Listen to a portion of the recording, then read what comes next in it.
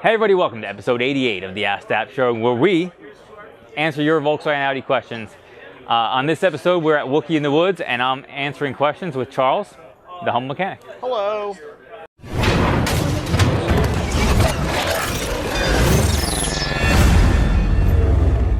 Brian Kelly via YouTube says, what's your opinion on the A3 8P?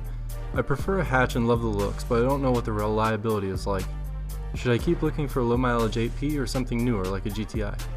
Okay, so Brian, 8P A3, or if you're looking for a newer GTI, for me, my main question would be is what year GTI are you looking at for a price point? Because 8P A3s range very wide in models. I like them a lot. I actually owned one. I'll put a link to the one I had, or a picture of it here. We can check that out. I love that car.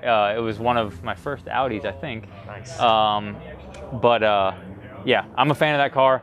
But why don't you share your thoughts about the different engines? You know, it's going to really come down to, I don't want to say pick your poison, but pick which commonality problem you want to handle. You know, do you want to deal with high pressure fuel pump issues potentially? Do you want to deal with timing chain tensioner issues potentially?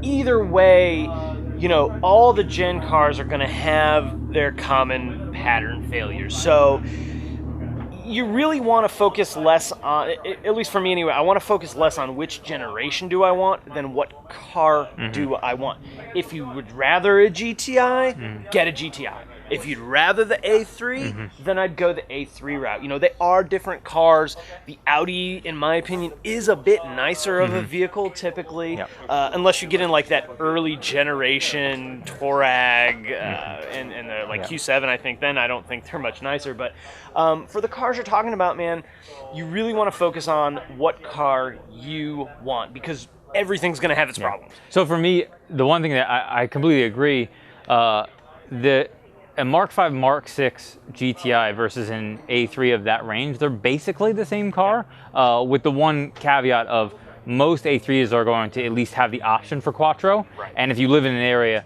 you know, where we live, Quattro is not super important because we both live in southern parts where it barely ever snows. But like, for example, we're here at Wookie in the woods, they get a lot of snow here. All-wheel drive is pretty valuable here. Right. So to me, that seems like a no-brainer if you live in an area where there's snow. If not, they're essentially the same cars. And if I would actually urge you to look at, I have two, I know he has some video around it, and I also have two articles that I wrote about common problems on FSI and TSI engines. And then you can kind of compare them both and see which one is worse. I mean, in my opinion, the FSI is overall a better engine for the scary problems. It does require more maintenance with the cam followers and that stuff, but you don't have the high risk stuff like the timing chain tensioners and the stretch and all that, water pumps and intake manifolds and similar failures, but just a lot less scary, catastrophic. To me, they work out to be about the same because, you know, now the FSIs are so much older, you have to worry about that longevity and maintenance. How was it maintained for the first, you know, 30, 40, 50,000 miles, which you have to be concerned about on the TSI too. FSI still have timing chain tensioner problems. They high pressure fuel pump, that case on the back with the oil control ring. So you're gonna have potential for issues either way. But for me, it boils down to what car do you want. Try and find that one. I would drive both of them because you may have in your head, I gotta have an A3 4Motion DSG. And you might get in a manual GTI and go, dude, this car is where it's at. I love it. So drive them both. Find the car that works the best for you. And I've said it a million times, I always recommend make sure you get that specific car checked out by a pro. You know, take it to the dealership. You want to know all the crap that's going to be wrong with it before you jump in and spend 12, 13, 14 grand. On a car. I wouldn't squabble over $1,000 if you found a newer one in better condition. Spend the money up front. It's never going to be more affordable to spend the money up front than trying to make up for it on maintenance and repair things, especially if you're having to pay someone to do it. For someone like me, I can do the stuff myself, so it may balance out, but for the average, even, you know, light level DIYer, it's probably not going to save a ton of money. Spend the extra money up front, get the better car right away, and then have a better platform to build on, you know, tuning wise or just simply preventative and reliability wise. Yeah, absolutely. Andrew via Facebook says, real quick yes or no here. Installing a CTS turbo inlet pipe and noticed a pool of oil in front of the turbo. Is this normal or not? Okay, Andrew, turbo inlet hose, obviously for anybody who's not familiar, they're upgraded turbo inlet pipes for better performance. They are larger and have less restriction. The oil you see there is from the PCV recirculating right back into exactly where that is. So what you're gonna get is the oil condensing as it's turning from a vapor into kind of a liquid as it hits there. Yeah, you know, this is pretty common to have a little bit of oil coming through the turbocharger. That's why on most cars, when you pull that lower boost hose into the charge cooler or even out of the charge cooler, you're gonna get a small amount of oil. The amount of oil you showed in the picture is something I wouldn't worry anything about. You know, it's gonna happen. You're gonna get a little blow by. This is part of the oil usage issue as well.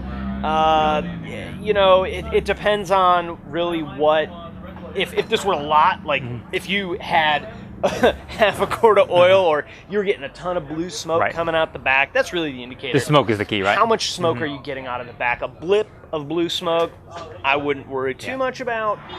If you're getting plumes while you're heavy acceleration, that's when I'd be really concerned. But I can tell you that most cars that you see a little bit of oil build up around, like that inlet or the charge cooler, you pull the hose off, you get a tiny little, you know, small dish-sized puddle of oil, and that's really not nearly as much oil as you think it is. Right. If you took a quarter of a liter of oil and poured it on the ground, you'd have a puddle like, I mean, it's a lot more oil. Yeah. So, of course, make sure you're up to date on your maintenance. If you wouldn't hurt to put a PCV valve on it, I wouldn't think.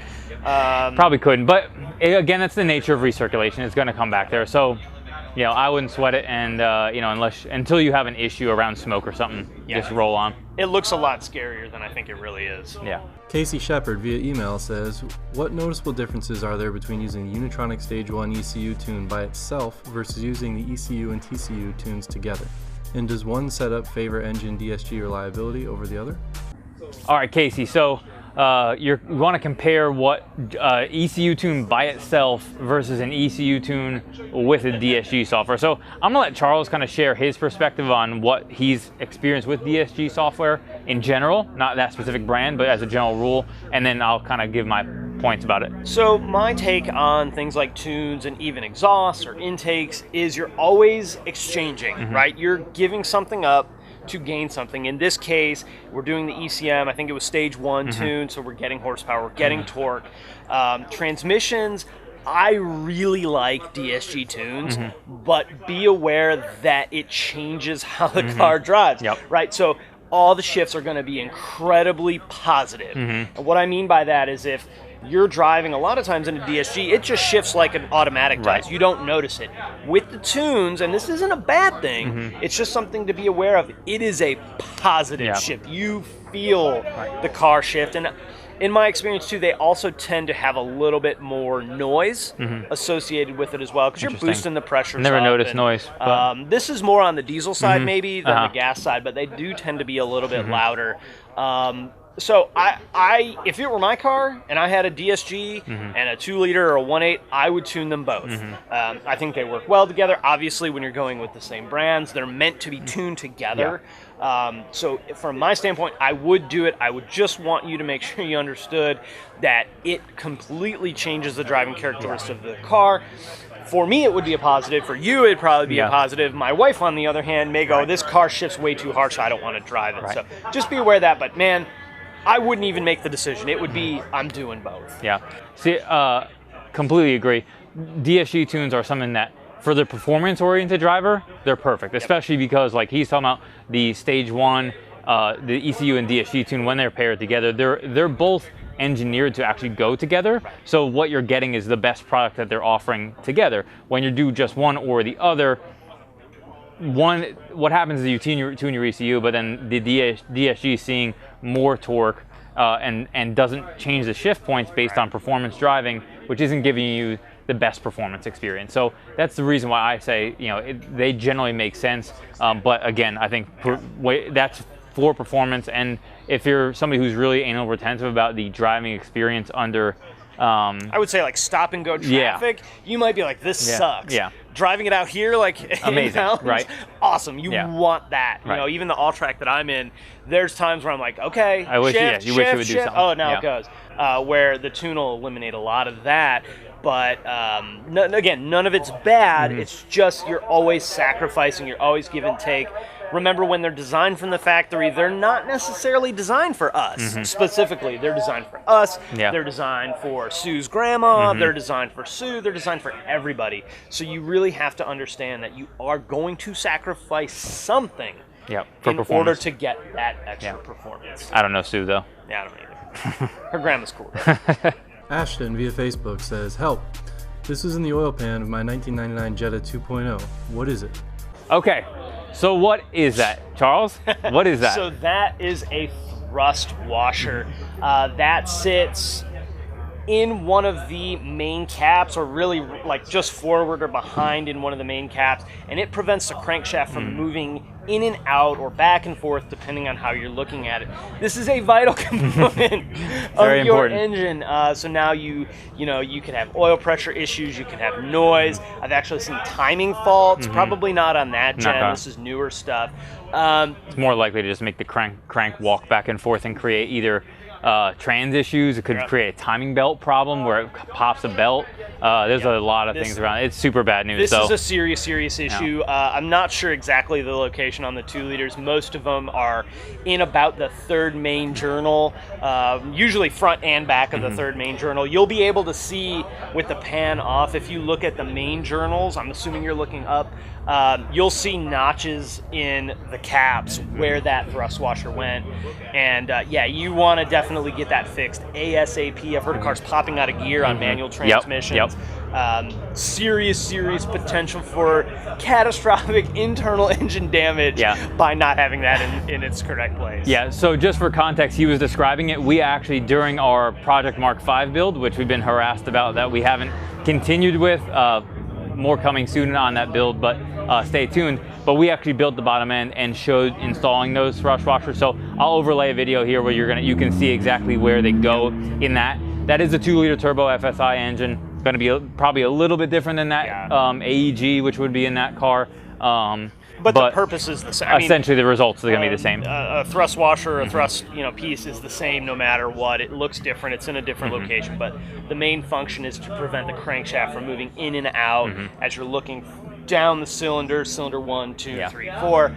It's going to move in and out without that piece. So I hope you haven't put it back together yet without that piece installed. But there's a reason that it came out, and hopefully. One thing I wasn't sure about is, my concern is if it came out, why did it come out?